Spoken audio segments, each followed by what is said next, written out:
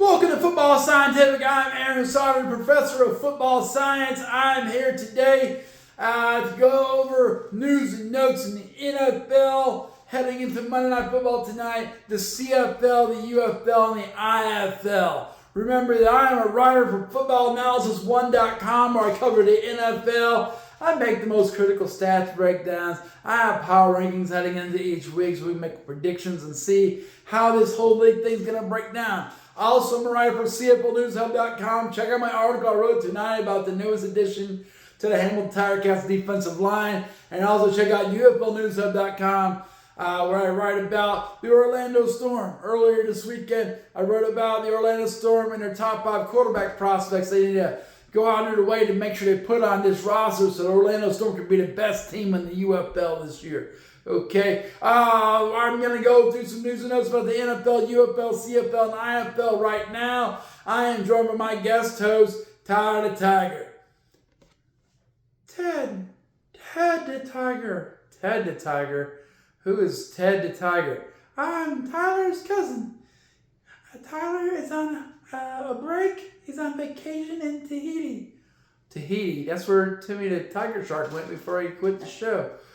I don't think Tyler's going to quit the show. He's pretty excited to be Joe Burrow. And he loves his jersey and stuff. He doesn't want to lose that. But he is in Tahiti on vacation for a week, and I am here filling in. He said no one would notice. But I noticed you didn't notice. I didn't notice. I thought you were Tyler the Tiger. No, I'm definitely Ted the Tiger, his cousin. So, I'm supposed to say the next line. Professor, it looks like you're looking awfully tired today. Do I look tired today, Ted? You do. You look tired and not focused. Maybe that's why you didn't know I was Ted instead of Tyler the Tiger. Maybe because you weren't focused and you're tired. Yeah, you got any solutions for me being tired or unfocused? Yeah, I do. W energy, man. W energy. It tastes good. It feels good.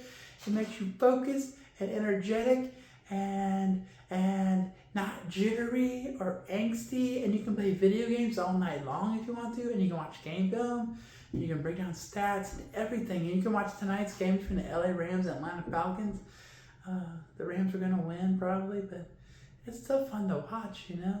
It's really a good time. Drink W Energy. It's awesome. Be better. Should I drink some W Energy? You really should. You have some with you? I do have some with me. Here it is, the W Energy. It's the yuzu, Japanese yuzu. It's lemon flavored. Lemon flavored, that sounds delicious. Yeah, can I have some?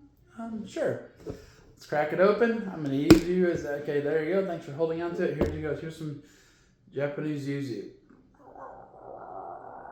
Wow, that's great. I feel much more energized and focused and not jittery or angsty because of W Energy. Professor, you need to hit that stuff real quick. Okay, I will.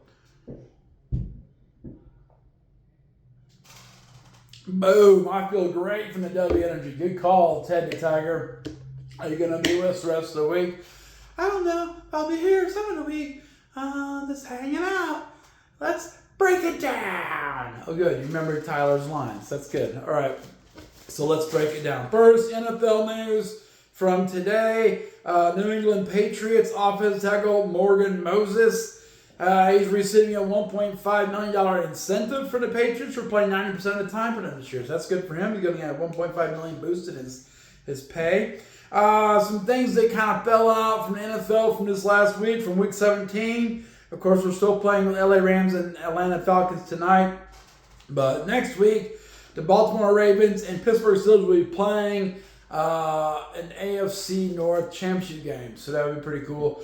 Baltimore at Pittsburgh should be a fun game.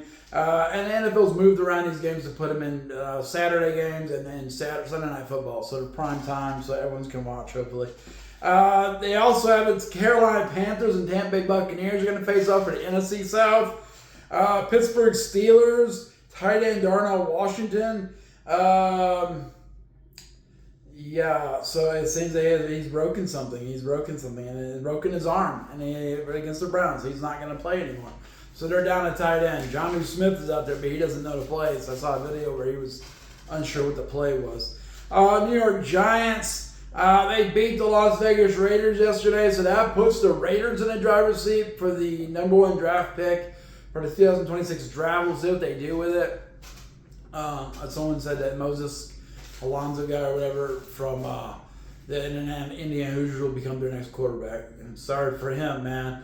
The Raiders have an 80% chance of clinching the first round draft, the #1 draft pick overall, after losing to the Giants. We'll lose one more game, but I don't think that will be too out of realistic. It's been pretty realistic for the Raiders.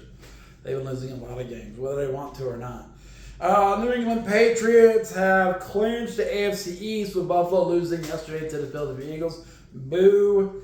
San Francisco 49ers and Seattle Seahawks will be playing a game next week for the #1 seed and for the NFC West Championship. So, Seattle and LA and all these teams ups and downs, and San Francisco having all the injuries, you still come down to Seattle versus San Francisco to see who the #1 seed is going to be in the NFC. My hair keeps getting in the way. And winning the NFC West. If San Francisco does it, they'll be hosting every game of the postseason at San Francisco because Santa Clara, California.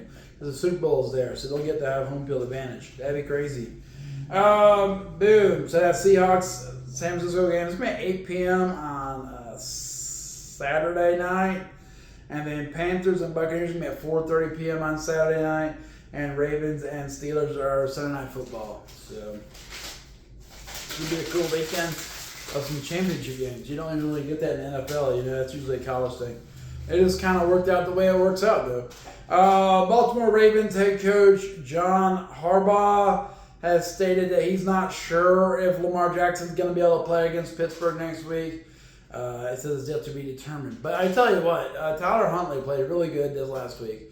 And I think he can lead the Ravens to a win over the Steelers. The Steelers are pretty average. They lost to the Cleveland Browns.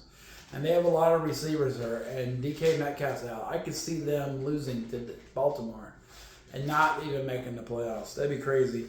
LA Chargers, Jim Harbaugh says, even though they have a chance to, get like the 5th seed or whatever, they're not going to start Justin Herbert this week. Against Denver. They're going to start Trey Lance. They're just getting, Justin Herbert some time to rest to make a playoff run. And that's probably a good idea. He has the broken hand and stuff. You got to watch out for that kind of stuff. Trey Lance will get a chance to show what he has for the Chargers. Boom. If the Denver Broncos beat the Chargers, which seems likely now since the Chargers are sitting out Justin Herbert, Denver Broncos will get the #1 seed in the AFC, a.k.a. they get the bye week. So you see how that goes for them. That's why it can go either way. It used to be get the bye week, you're probably the front runner to make the playoffs. But now teams seem to play better when they don't have the bye week, So I don't know. In the UFL, St. Louis Battlehawks have a new head coach. Ricky Prohl, former St. Louis Rams wide receiver, is now their new head coach. Still looking like the Orlando Storm's going to be the only actual coach. Everyone else has got former players who have very little coaching experience. And that's good for the Orlando Storm. That's why getting the quarterback is so important. That's why I wrote that quarterback article. Because you got the best coach, and you get the best quarterback, and now you get a halfway decent roster. You're going to win the UFL championship. And that's what should happen for Orlando. Speaking of Orlando, the Orlando Pirates, who used to be the Massachusetts Pirates in the IFL, they have signed wide receiver Teo Redding. They signed wide receiver Thomas Owens, who both played for the Massachusetts Pirates. So they're just signing their own players right now. They signed running back Pooka Williams Jr., who played for the Massachusetts Pirates last year, and they signed kicker Axel Perez, who I believe kicked for them last year at Massachusetts. So they're just rebuilding the team, same team. Orlando Pirates trying to get a bigger fan base, trying to get a more stable home because their home field was always kind of in question, and the TV situation was horrible. Tulsa Oilers, Joey Morgan. He is returning as their associate defensive coordinator. So Tulsa Oilers made a lot of progress last year. So I guess they're getting that D coordinator got back. It may not be the D coordinator, but the associate D coordinator. In the CFL, Ottawa Redblacks have re-signed American DB Adrian Fry till 2027. Ottawa Redblacks have also acquired a linebacker Niles Morgan from the Edmonton Elks. They did a trade They sent to the Edmonton Elks a third-round draft pick from this year's 2026 CFL draft, from next year's 2026 CFL draft, and a fourth-round draft pick, and they received Niles Morgan, and they also received a third-round draft pick 2026 and a fifth round. So they just traded third-round picks and a fourth and a fifth, and they got Niles Morgan. So I thought he was a good player to pick up for the Tiger-Cats last year, but he had been injured most of the season, so it wouldn't have made a difference, I don't think. Saskatchewan Roughriders, they made wide receiver Samuel Emulus the top paid Canadian wide receiver in the CFL, which is good for him.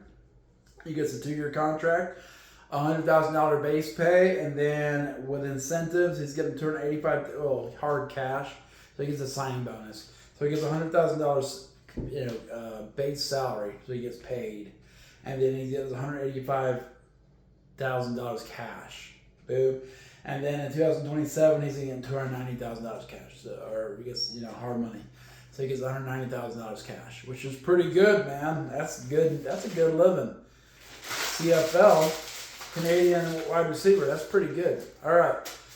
Next, Winnipeg Blue Bombers have signed national offensive lineman Asatoy Eli Asatui. Asatui. That's what it sounds like. Edmonton Elks signed American running back Ontario Brown, and they traded Niles Morgan to the Ottawa Red Blacks, and they signed J.J. Jeremiah Ross, an American defensive back. BC Lions signed American wide receiver Anthony Sombrero. I don't know. I can't remember my handwriting, I guess, but whatever. Get serious. They signed national defensive lineman Nathan Cherry. Saskatchewan Roughriders, they extended national wide receiver Samuel Emulus. Our Red Blacks also signed American defensive back Adrian. I already hit that. Boom. My article tonight about the Hamilton Tiger-Cats, they signed American defensive end Caden Woolard, who last played at Oklahoma in 2024. He's from Massillon, Ohio, 6'4", 264. He played at Miami, Ohio from 2021, 2023, and then he went to Oklahoma and played 11 games there. He's not a sack master. I'm hoping what they did was bring him in to help bulk up the run defense, because last year they had a really good pass rush and really good pass defense, but they really couldn't stop the run very well. They're built like a nickel team, which is very similar to Buffalo Bills right now. Buffalo Bills builds a nickel team. That's why they have a hard time stopping these run games. People are like, oh, Buffalo Bills can't stop the run. Yeah, because they have a nickel defense.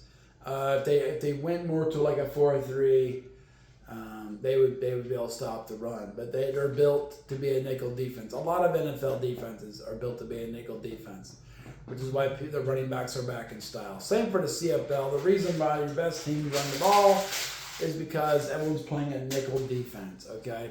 And it's hard to stop the run, trust me. We tried to stop the run this year at Grace Baptist with a nickel defense, and it did not go well. And we had true nickel players. We didn't have any linemen, really. At least not very big ones.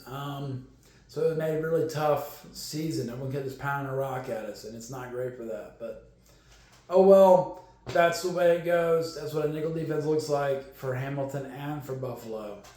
With that in mind, this is the end of Football Scientific for today. Check out footballanalysis1.com, see my articles. Check out CFLnewshub.com, check out my articles. Check out UFLnewshub.com, check out my articles. And then also like the channel, share the channel, and subscribe. We got another subscriber today. We got 179. I do have some scouting reports for tonight's football game, between the Rams and Falcons on TikTok, along with some scouting reports from other bowl games in college football stuff. So check out TikTok, Football Scientific. I think it's linked to this page. You can check it out from here. So that is Football Scientific for tonight. Let's close this Football Scientific portal.